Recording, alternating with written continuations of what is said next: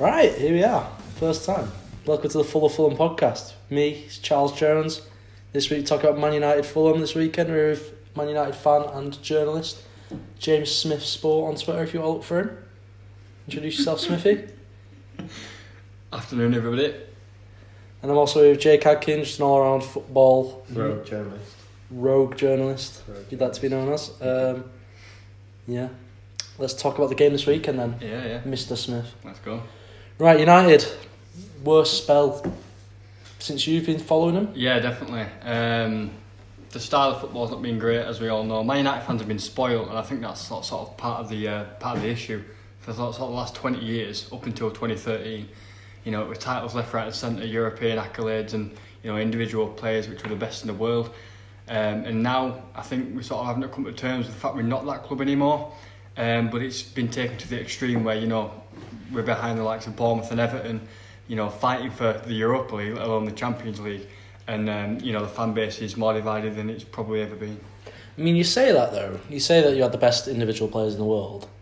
Did you though during Fergie's era, or was it just the management? Partly the management, but obviously, like I say, Ronaldo at the time was probably the best player in the world. Even if you weren't, he was not far behind Messi at that time. And even sort of before then, we've always had good teams. Maybe I sort of phrased that wrong, because Ronaldo was the one that did come to mind. But you look at the '99 team, look at 2008 team, the two teams that won the Champions League under Ferguson. Fantastic teams, like all around the pitch, and obviously it had a lot to do with the manager. But now we don't have them type of players.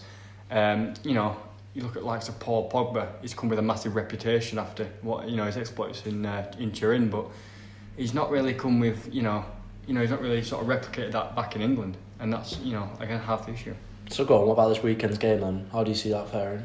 I'm really not sure. Fulham, as you know, Charles, defensively not been fantastic this season.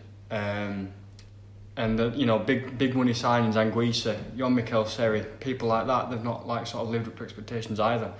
And United often struggle to break down sort of the lower teams, if you don't mind me saying, like at home. Crystal Palace was an example not long back. And we've had that issue again under even Louis van Gaal a couple of years ago. But one thing I will say, I think it'll be I don't know, it could be a high scoring game. Both defences aren't fantastic, both attacks are superior to their respective defences, so it could go either way. I mean, I'll be honest with you, I don't think there's any other way I see it than a United win, because our defence is just that bad. And you say you struggle to break down teams, but if there's one team you're not going to struggle to break down, it's Fulham this season. Well, I'd probably be inclined to agree, but the injuries that Man United have in defence at the minute, obviously Bailly just returned, had a good game last night, to be quite honest with you. Rojo made his first start of the season, so he's still not all there. Jones and Smalling, I think, are struggling with knocks as well. Darmian's only played a couple of games, so it's a bit of a mishmash. And on the weekend, you saw, and it reported heavily in the media, that Matic and McTominay was a partner in Phil Jones in defence at Southampton, and that's sort of where we're at in terms of injuries at the minute. Fulham, obviously, with Mitrovic, always a potential to score a goal. He's a fantastic striker, and after that, I don't think anybody's been sort of, met the standards of last season. Sessegnon and Kearney are two names I'll pluck out there. I mean, that's the thing. Our goals last season were so spread around the team. You had Sessegnon, who was our top scorer, but then you had Mitrovic getting 13, Johansson almost hit double figures, Kearney at a few, Kamara scored well. I mean, Kamara got his first goal last night, but that's only, the fifth player who scored for us this season. So we're relying too much on Mitrovic and Schürrle. I feel like United, especially under Mourinho, the defence hasn't been good this season, but Mourinho's always able to just grind out a win here and there. And I feel like that is just exactly what's going to happen. No. Jake, you're a neutral. How do you see this one? I feel as though Fulham have had a bit of an upturn the last couple of games, but Man United are a team that sort of... They don't even lack identity anymore. I think they've got a sort of counterproductive identity. I feel as though we've got players now, you've got Paul Pogba coming off the bench, and he's got no business doing that. And you've got Lukaku, who's now become a bit of a laughing stock. And there should be no reason why a player of Lukaku's quality should be at that stage. And and it's just loads of round pegs in square holes all over the pitch. And I feel like Mourinho perhaps guilty of not being able to steady a ship once it's become unsteady. So I think it could go either way, but obviously you'd still prefer Man U purely on player quality, because Fulham, as much as they've had a bit of an upturn under Ranieri, they haven't quite clicked to the level of expectancy that we expected them at the start of the season. So. Yeah. I don't know if any of you boys caught the highlights from last night's game, but we created a lot more than we usually do. We looked a bit better at the back. But is this the perfect time for us to play United, do you reckon, James? Like I say, with the injuries, I think it is a good time to play United. The fan base, it's not... Old Trafford doesn't have the atmosphere that it used to be sort of renowned for years and years ago. Obviously, way before our time. And now, the fans aren't getting behind the players. The fans are definitely not behind the manager. Majority, I'm behind the manager personally. But 85% are not behind the manager. And I think, like you say, that is a really good time, because we're a disjointed side. Not many of the players are in particularly great form. You can sort of pick out maybe Martial, and maybe Luke Shaw, who was suspended for last night. But apart from that, there's not many players in fantastic form. I'm just going to pick up on what Jake said just a minute ago. Likes of Pogba and Lukaku have no business coming off the bench, and he is exactly right. But the application from those two players hasn't been even nearly enough to justify their place in the team. And, Mourinho's kind of made a rod for his own back. The likes of Fred, £50 million signing in the summer. Eric Bailly was his first signing at the club, £30 million. And yet, when all the other centre-halves were injured, except Phil Jones, he opted to go with Matic instead of Bailly. So he's kind of making a rod for his own back in that sense. And as again Jake said about the upturn under Ranieri, I think, like I say, it's a really good time to play United, because Fulham, there's a bit more of a feel-good factor than there was maybe a month ago, and at United it's much worse than it probably was a month ago as well. So you think it could be a case of, I don't know if you remember the game back in, I think it was 2010-11 season, when you were playing Carrick and Park at centre-back against us? Yeah. Could it be a case of history repeating itself, where your injury crisis... Yeah, we've had those injury crises before. I remember under Van Gaal again, I think Paddy McNair was thrust into the team literally days before, due to injuries to the usual suspects, Smalling and Jones.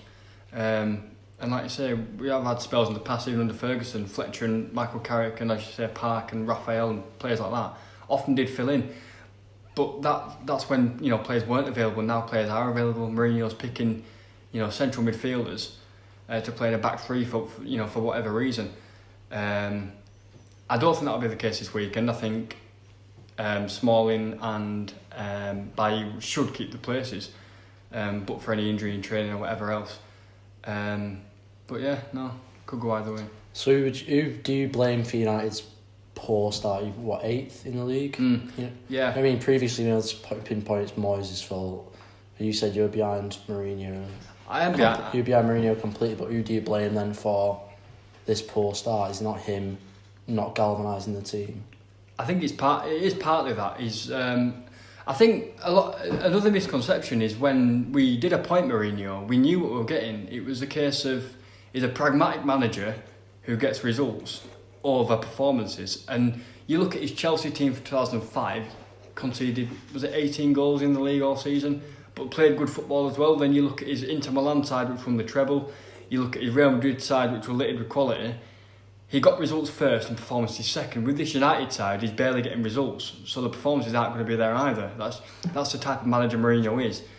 And I also, in part, blame the board, but I can understand their sort of reluctancy to back Mourinho after all the money that he has had.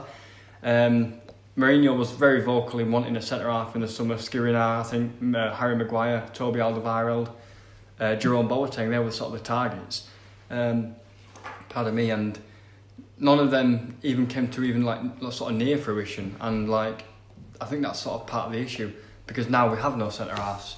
And so the Glazers are as much to blame, I think, as Mourinho and the players. And you say it's results before it is performances for United this season, and that's what really worries me about coming up against them. So we've seen Southampton and Newcastle, two teams Fulham are hoping to finish above this season.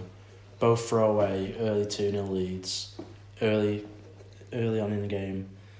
And if that happens to Fulham, I feel like that is the downside. We've got a nice period of games after we play United. We've got West Ham, Wolves, Huddersfield, Newcastle, all after one another. So that's where we'd be looking to pick up points. But if we start well against United, come out of the blocks strong, and then you somehow scrape a win like you have done against Newcastle and a draw against Southampton, I feel like it's just such damaging for momentum, which is what you need when you're down there.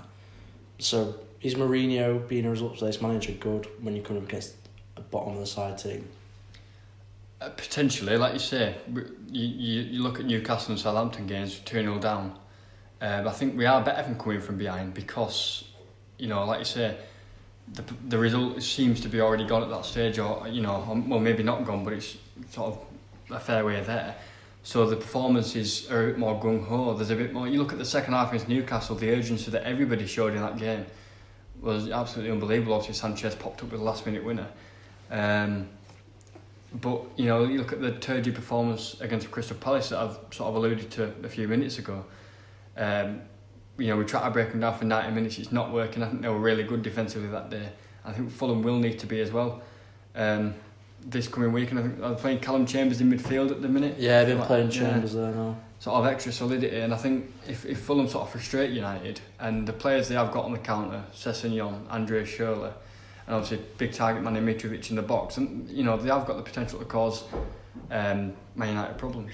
Yeah, that's what I've always said. We can cause any team in the league problems. You should watch the games against Liverpool and Arsenal.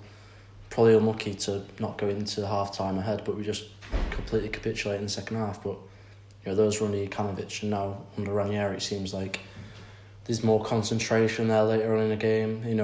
Unfortunately conceded late last night, but looked a lot stronger at the back. Against Chelsea, it was a good performance, but a bad mistake from Seri had us behind after 4 minutes, and playing catch up from there. From that, you can't really do much, especially against a side like Chelsea. But United this weekend, a different type of test than it is to Chelsea or Arsenal or Liverpool, because they're a team on the ropes. You look at an 8th place team, usually you're like, right, okay, you're bottom, they're 8th. It's a game that you shouldn't really be winning. You should see those 3 points gone as they chased 7th, 6th. But United, you're looking like any game could be Mourinho's last, and it looks like you just need one more poor performance, and we're hoping that can come against us. Yeah, that's sort of the media sort of hype, if you like every game is Mourinho's last, every loss will be Mourinho's last. But I think the fact is he's got a contract until the end of 2020, I think. And I don't think they'll sack him until top 4's not guaranteed, because if they get top 4, the revenue keeps coming in, the money keeps coming in, the shirts are still being sold, and things like that. So until top 4 is mathematically not possible, in which case I think he will be sacked, which is what happened to Moyes the minute we couldn't get the top 4. He was gone. Van Gaal, when he didn't get the top 4, he would have been gone but for the FA Cup final, so that he sort of saw that out. And just sort of going back to Fulham and Ranieri, and you say they're more solid at the back, I think that the rotation, did you play a different back four in every single game? Yeah, first 11 games. Yeah, something like that, yeah. And it's like, you look at Ranieri's Leicester team, and you could name that starting 11 from that season. And I've spoken to a lot of people about this, and they said, Ranieri, he'll bring stability, he'll bring solidity to your squad. But people forget his nickname for years was the Tinkerman, changing the starting 11 every week. And against Leicester last night, he sprung a few surprises, swapping Kearney out for Vieto, bringing Kamara in to start, and he scored. But I was just thinking to say to you as the next point, are we looking at two complete polar opposites as managers in Ranieri and Mourinho, where Mourinho will happily come out and blast his players, he'll call them immature, call them out for their mistakes. When Rashford had that miss in the Champions League, he's shaking his head. Do you think that it's just such a difference in how they motivate their players, with Ranieri always looking for the positives, which, works to a certain point, doesn't it? Where at Leicester it worked for the whole first season, then once people stopped believing in his sort of ethos, they all went against him. But with Mourinho's constant, not berating, but bashing of his own players, surely that can't be good for confidence. No, you look at Luke Shaw in Mourinho's first season, he had a bad performance down at Watford, and he was essentially banished from the first team. Obviously, he had his injury worries as well. But he questioned his mentality, he's questioned Martial's mentality, he's had spells on the bench as well. Like I say, you allude to that Rashford missing the Champions League. And then he's playing players like Scott McTominay, who, he's not the most talented player, but not every youngster is. But McTominay is not offering too much in sort of any role, any position that he plays. And I think the sort of in thing is to just rate any young player that plays for any club, when in actual fact you actually look at the performances and what is McTominay offering. I think because he's 6'4", because he can play at centre half and central midfield, and the fact he's willing to run through walls for Mourinho, I think that's why he sort of gets in. So I think, like you say, Ranieri, he has a lot of different personalities in his team. In Mourinho's, it's either his way or you're not in the team. And I think sort of Martial and Shaw have essentially come round to his way, and that's why they're back in the team and flourishing at the minute. And I think that Man United's kind of work with Mourinho and the media sort of circus around his potential sacking is so different to anything you see at any other club. Like you say, you think it'll be when the top four is not guaranteed, but we've already gone through a managerial change this season, and when Jokanovic was sacked, everyone rallied round, sharing like testimonials, saying thank you for getting us promoted. But if Mourinho is to go, say if we win this weekend and Mourinho is gone, that's his last game, there's no sort of good memories there, is there, surely? Well, the first season winning the Europa League and the League Cup, I think was pretty good. And I don't think the football was horrendous in that first season, to be quite honest with you. And then the beginning of the second season, United actually kept pace with City for 5 or 6 spells games. of winning 4-0, didn't they? Yeah. And then after that, it did get a little bit sort of questionable. But I think it's a little bit of a snowball effect, and I don't think like social media and things like that, I don't think they really help. Because as soon as anyone gets wind of sort of any idea or anything like that, it's sort of taken too far. And a couple of questionable performances led to the fans wanting Mourinho out. And to be fair, it's not been up to expectation. I'm not going to pretend that 8th for a Man United fan is what I want at the end of the season. But I think, I don't know, United fans are a little bit fickle, to be honest with you. A couple of wins in a row, and Mourinho's like, everybody loves him. A couple of losses in a row, it's all Mourinho out. And that's been a feature of the last few seasons under any manager. And I'm going to come to you with this one, Jake. Do you think I was thinking about this earlier, I was thinking they could be seen as quite even though it's opposite ends of the table, opposite stature of teams, there's quite a comparison between money spent and performances we're getting out of these two clubs. So Pogba at United, £90 million, absolute flop in terms of cash paid, but Seri at Fulham, £30 million, heavily linked to Barcelona. Everyone expected the next superstar at a bottom end club, and he's just been absent on the pitch. Looks like he's a nothing player. Do you think that there are comparisons to be made in why they've underperformed? I think there's comparisons to be made, but because they've spent money. But I feel like they've spent money for different reasons. I feel like Fulham come into the Premier League with a team that's just not good enough to stay up, despite looking phenomenal in the Championship. So they've had to spend money, and you'd think they've got a sure sort of solid signing in Seri because of, like I say, the acclaim he was getting around Europe and that. Then you get Nguisa, who's obviously very highly rated at Marseille. Yeah. Marseille. And like I say, you get Mitrovic, who's become a bit of a talisman in the Championship, and now he's pretty much the only player really showing up for Fulham. And then you've got Man U.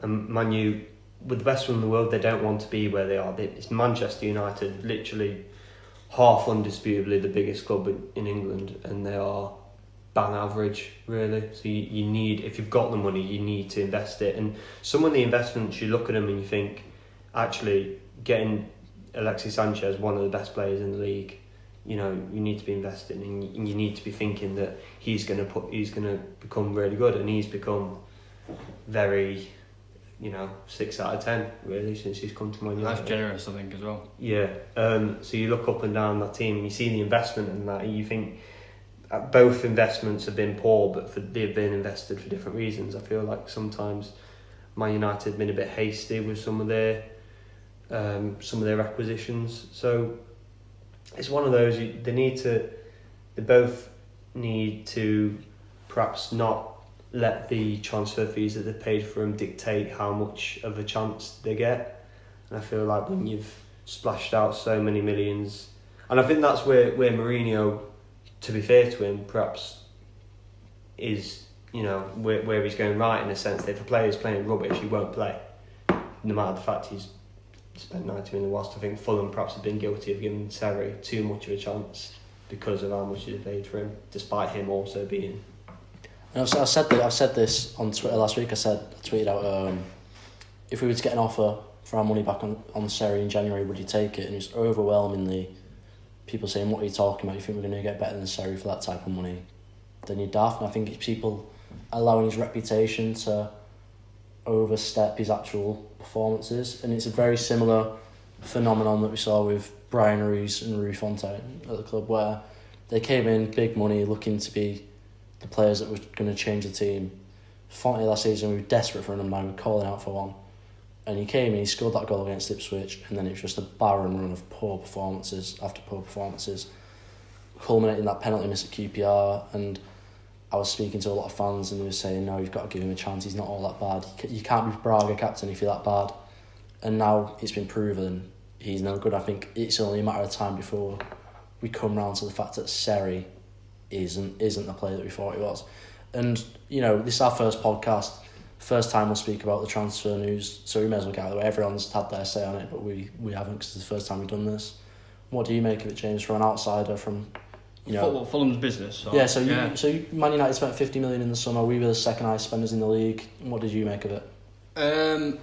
Well, I think transfer fees, like you said, Jake says, they dictate a lot of sort of team selection, because you just know that if Sarri's dropped, headlines 30 million, star man dropped, things like that, and that's pressure on the manager to play him. And I'll just sort of tail off a little bit, Charles. I'll just say, in a lot of cases, I would doubt that a lot of Fulham fans had even ever seen Sarri play. They've seen the Arsenal link, they've seen the Barcelona link, and they've made their assumptions off that.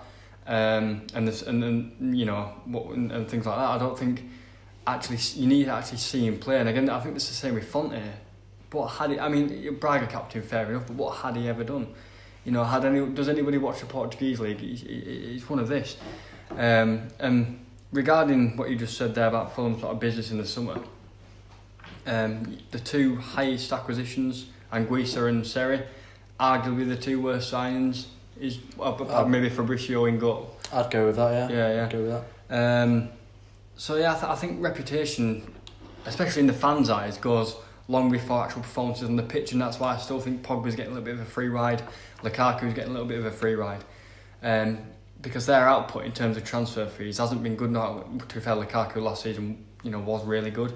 This season, I think 4 or 5 goals is all he's got.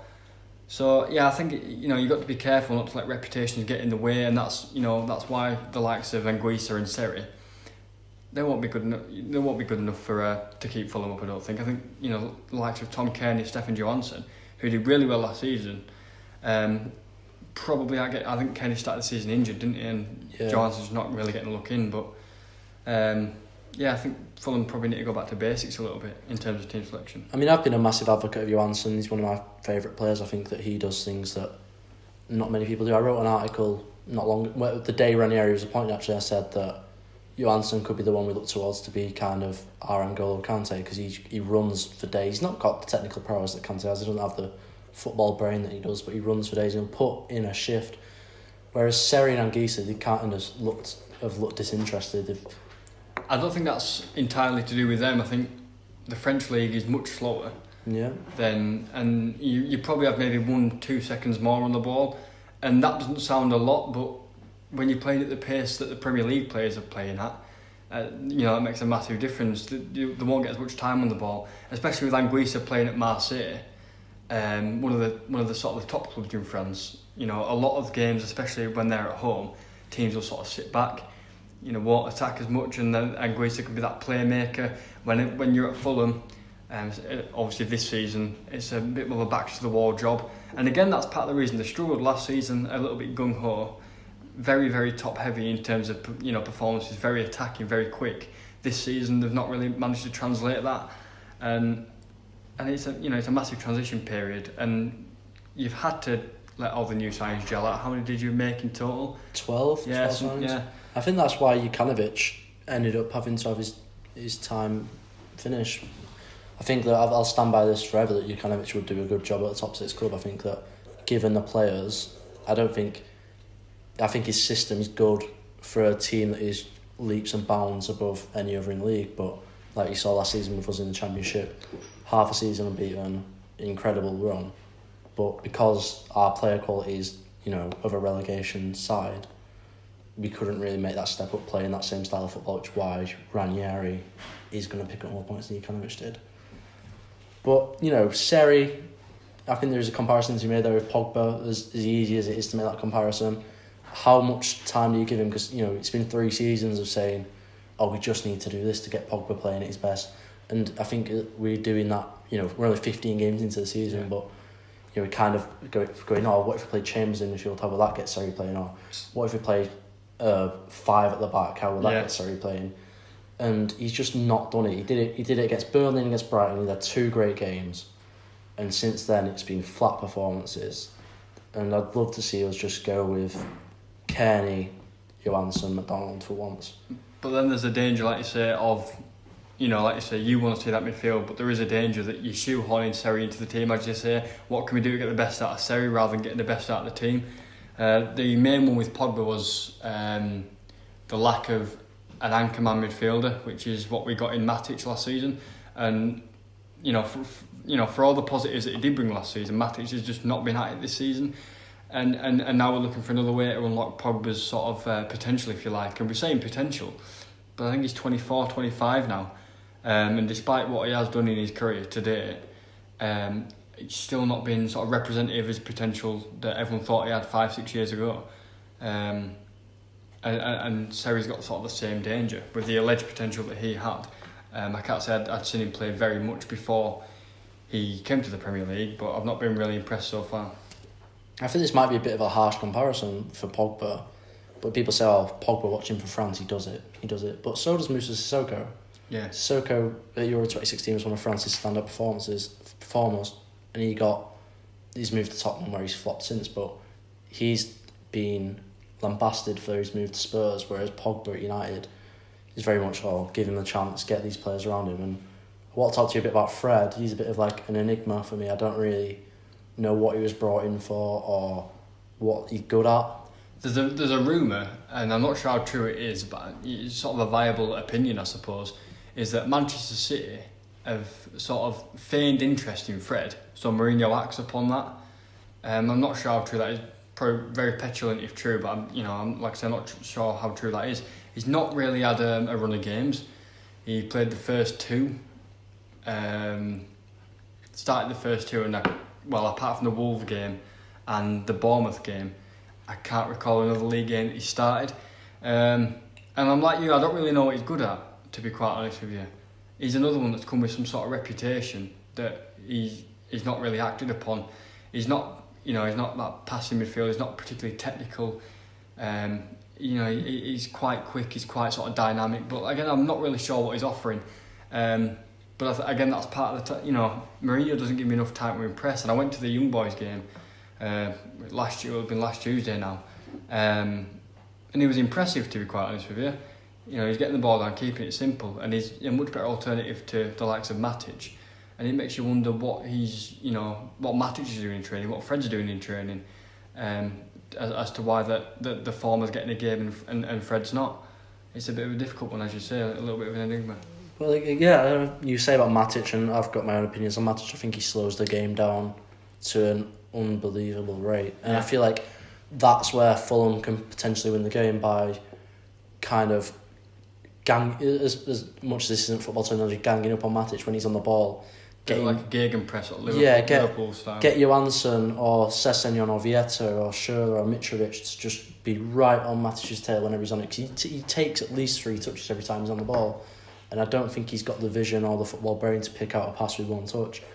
So if we can get it off it, we're not going to dominate possession against Man United, but if we can win the ball in that final third from Matic and look for the pass out to a wide man or up to Mitrovic, I feel like that's where Fulham's key to victory is. Yeah, I think you're exactly right, to be quite honest. Matic is the weak link in what I would consider our 11 for the weekend.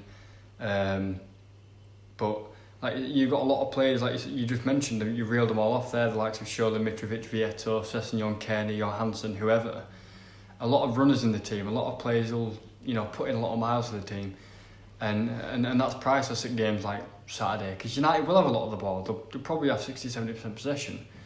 Maybe, I don't know how much they're going to do with it, whether they'll pass it on the edge of the box or it'll be between Smalling and Bailly just knocking it about between themselves. But Fulham off the ball are going to need to be a lot smarter than they probably have been this season. And when they do get the ball, they've got to use it well enough to trouble the back four, the back five, or whatever Mourinho plays of United. That's fair. I think Ranieri's looking to set up shop and get a draw. He said in his press conference today, we want a point, and that's going to be tough. And I feel like if we do kind of just set out our stall to defend, maybe get a 0-0, maybe get a 1-0, and I don't think we're going to do it. I think we're going to have to play as if we're playing against... Not playing against Manchester United. I feel like we're going to need to play against if we're playing against a mid-table club, which is what you are at the moment, with all due respect. Yeah, no. I feel like we need to play exactly how we played against Leicester, rather than sitting back and defending, because you'll just come forward. You've got Lukaku, as much as he's had a bad season against a small club, against it's still a quality football. Against Dennis Odoi, 5'10" Dennis Odoi. He should bully him. He should absolutely burn him. And even if all else fails, you've got Marouane Fellaini coming off the bench. I can just see it now. The 90th minute. But I think Ranieri and even yourself, I think you've been a little bit too harsh on yourselves, really. I think in December, is it 15 games that have been played now? Yeah. United have a -1 goal difference. They're in 8th. I think they're only 3 points out of Brighton in 10th. There's goals to be had there. You look at the defending for last night. I don't know if you watched last night. You might have been watching Fulham. But the header comes in from Mustafi. No one within 5 yards of him. De Gea makes an absolute mess of it. And then the second goal, Marcus Rojo sort of tracking back after giving the ball away. That's not really been sort of reported enough. He's given the ball away, he's tracking back, tried to make the recovery tackle. He's gone in the back of the net. There's goals to be had. And I think setting up for a 0-0 will probably be the wrong approach for Fulham. I think you need to come out of the blocks, get yourselves an early goal, then maybe sit behind it. But there's definitely goals to be had. And I think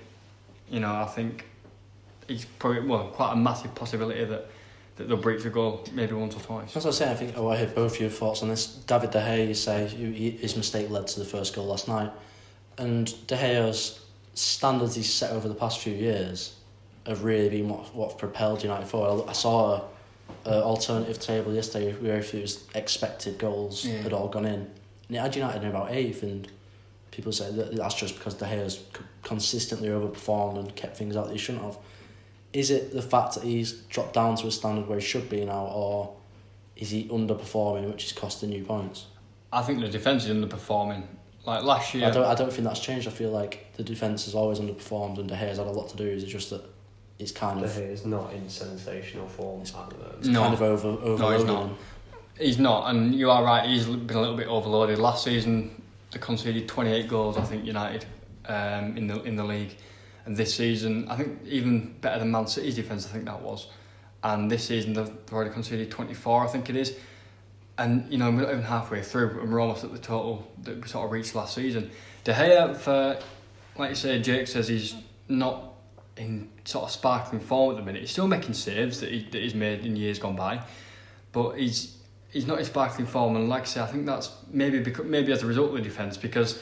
oftentimes United keepers in years gone by, especially when I started sort of following them, Van der Sar used to make maybe one or two saves a game, but he used to make them consistently, and I can. We know all about that. Yeah, of course. And I think now De Gea has been a little bit overloaded. He's having to there's 9 or 10 shots on target some games from the opposition, and just by sheer statistics, he's not going to keep them all out. But I think United are a little bit indebted to De Gea because of how good he has been in the last 7 years since he's come. I think the first season, obviously, we all know was a little bit ropey, but since then, absolutely fantastic. And I think we can allow the odd mistake here and there, and there'll be no United fans who attribute any of this down to the goalkeeper. Oh yeah, I'm not saying that De Gea is to blame. I'm saying that De Gea is I'm saying it's kind of not a dip in form from the outfield players. I'm saying it was an upturn in form for De Gea last year that kind of propelled you into second rather than De Gea dragging you down to eighth. Potentially. He's kind of settled into a standard that a regular keeper would be at. Yeah, potentially. Like you say, we sort of spoke about earlier on. We had a little bit of, a few spells of where we were winning 4-0 and scoring a lot of goals, playing really nice football. And obviously the first season I don't think was that bad. But yeah, I think you're right there, to be quite honest with you. I think De's been a little bit overloaded. Maybe has dropped down a level from last season. Doesn't make him a worse keeper. I just think his performances haven't been as noticed as much as they were, perhaps because of the outfield players. I think that we've both played in net during our times playing Sunday League. I think confidence is a massive thing for a goalkeeper, and De Gea's World Cup campaign, where he made mistakes and couldn't it was all the pressure on him for the penalty shootout against Russia, and maybe he's carried that into. I think the same's happened with Hugo Lloris, and he's carried that into the Premier League, and it's kind of allowed his own standards to slip. Yeah, confidence is a massive thing. I think at every level, no matter who you are, no matter what level you play at.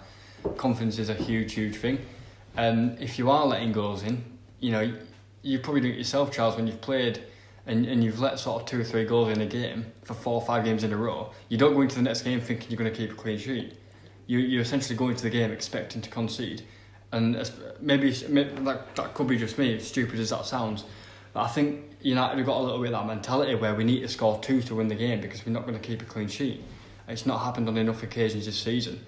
And I don't see it happening too many more, to be honest with you. That's why I don't want to turn this into like a De Gea bashing segment. No. But last night I saw the goal he conceded from Staffy. It was just bizarre. He was under no pressure at all. No. And I feel like if he's going to have that on his mind with Mitrovic, who's going to be harassing him at every opportunity, every time a cross comes in, every time a corner's coming in. Yeah. Mitrovic, his huge frame is going to be right in De Gea's face, and if he can kind of get in his head a bit, you could see maybe a spill from De Gea. Yeah, but it's obviously it was many years ago now. But you look at in his first season, Grant Hanley caused him a lot of problems. When we played Blackburn at Old Trafford, we lost 3-2. Yeah, it was Boxing Day, wasn't it? New Year's Eve, I think it was. And we lost as everybody knows, we lost the league on goal difference that year. De Gea doesn't make that mistake, and I know football doesn't work like this, because the goals could have come from elsewhere or whatever else, but we get that point within the league, and like I say, I know it doesn't work like that, but it is fine margins. Like I say, it's not really any De Gea bashing. A lot of United fans are indebted to him for his performance over the last few years. He's won us a lot, he's contributed a lot to the cause, and is the only player to win Man United's Player of the Year three times, let alone 3 consecutive times. And obviously he won it a 4th time last year, and that's after finishing second, with 81 points. So, I think, like you say, the high standards have been a little bit of a rod for his own back. He's kind of struggling to sort of reach them standards, but again, I think that's a lot to do with the lads in front of him. Yeah, and I feel like as well, this focus on De Gea might just be a consequence of Man United, sort of being in a bit of semi-turmoil as it is, because if you look at some of the other top keepers in the Prem, they all make mistakes. Pickford did the other week. Alisson, he got tackled for Leicester. So I just feel like sometimes when the going's down, it's you're a Man United fan now, and you think, where's the hope? Where's the good? What's good at the minute with Man United? And it's like, you probably struggle to find it. So every little mistake, I know it's a big mistake really, but I think that's it. I think last year, towards the end of the season, people were kind of turning on Mourinho's style of play, and De Gea was kind of this beacon of hope where if everyone can come up to David De Gea's standard, we'll be fine. If we had 11 players who cared as much as he does, we'll be fine. And now his standards are dropping. It's just looking for any sort of positive. Yeah, and I think Jake's right in terms of the scrutiny. Every little tiny mistake is scrutinised. That's not just De Gea, but that's the whole team. No, it is the whole team, and that's why I think likes of Pogba, Martial, Lukaku haven't hit the heights that they have done previously for previous clubs or whatever.